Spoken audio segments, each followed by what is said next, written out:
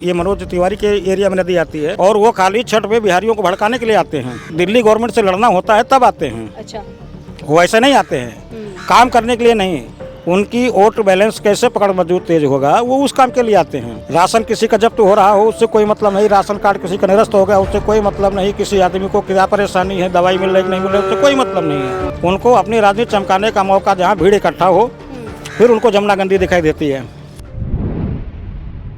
ये जो बाढ़ की स्थिति हर साल होती है, इसके लिए प्रशासन को कुछ इंतजाम करना चाहिए पहले से या नहीं, क्या लगता है आपको इस पर?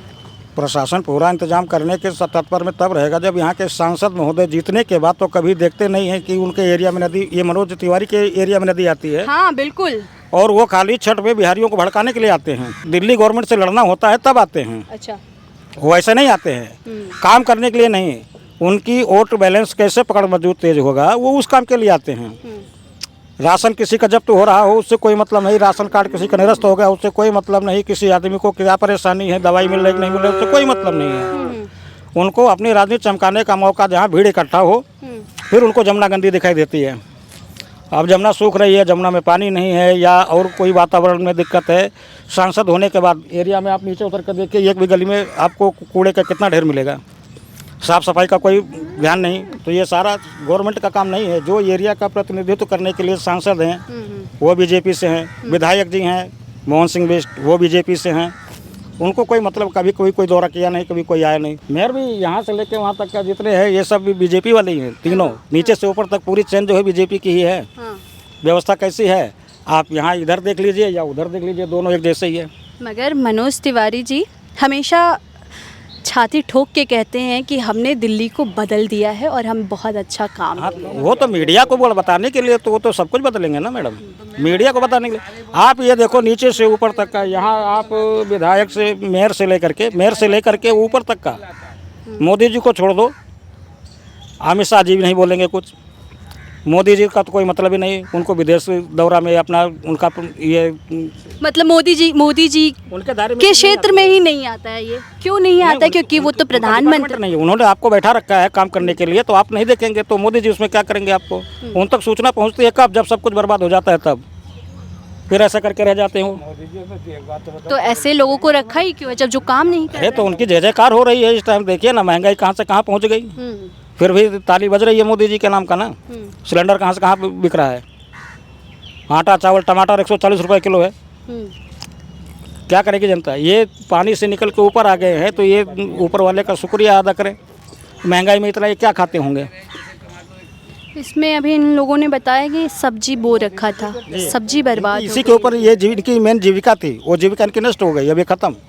अब ये दीपावली के बाद में जब यहाँ पानी कम होगा दोबारा से इनकी खेती लगेगी तब ये कुछ खाने कमाने लायक होंगे।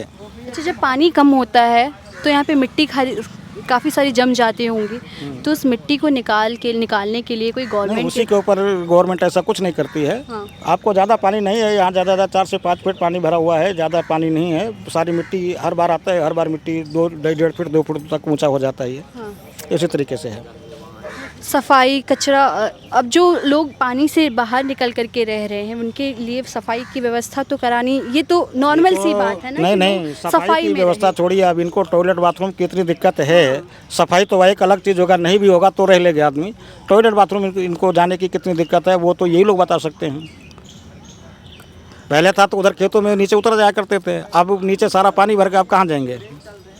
तो ये मेन प्रॉब्लम है नित्य क्रिया की, जो सबसे बड़ी दिक्कत तो इनको उस चीज़ से है। यहाँ कोई देखने वाला नहीं है, सब अंधेर नगरी चौपट। आप यहाँ के सांसद जी को, विधायक जी को क्या बोलना चाहेंगे? अब इतनी बड़ी पब्लिक इधर रह रही है, वो कहीं कोई कुछ नहीं कह रहा है तो उनको कोट धन्यवाद। और हम यही कहते हैं कि अगले 2024, 2029, 2032 में जितनी बार जीत के आएँ जनता इनकी ताली बजाए और सड़क पर इसी तरीके से जो कॉलोनी वाले हैं वो भी इसी तरीके से परेशान नजर आएंगे। आगे आने वाला टाइम में अगर ये दोबारा तिबारा फिर आ गए तो बल्ले बल्ले उनके बल्ले रहेंगे, बाकी लोगों के कीर्तन करेंगे।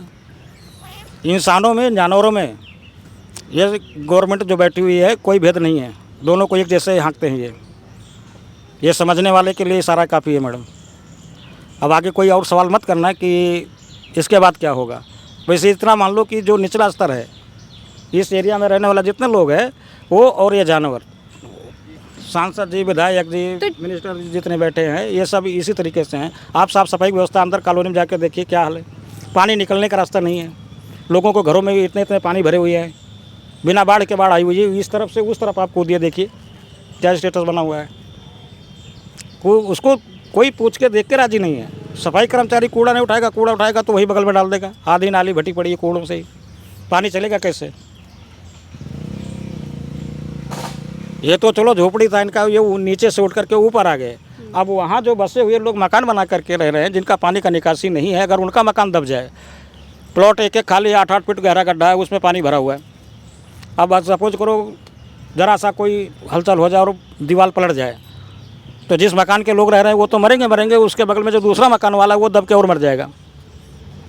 8-8 खाली प्लॉट पड़े हैं, 8-8 फीट गहरा प्लॉट है वो, उसमें इतनी बुरा हाल है कि पानी का तो जमावड़ा 8-8 फीट पानी गहरा भरा हुआ है। इधर में उधर में कोई अंतर आपको नहीं नज़र आएगा। तो इसके लिए क्या किसको कहना है? कुछ नहीं कहना है किसी को, वो सब अपने अपने हिसाब में सब फिट हैं। शुक्रिया।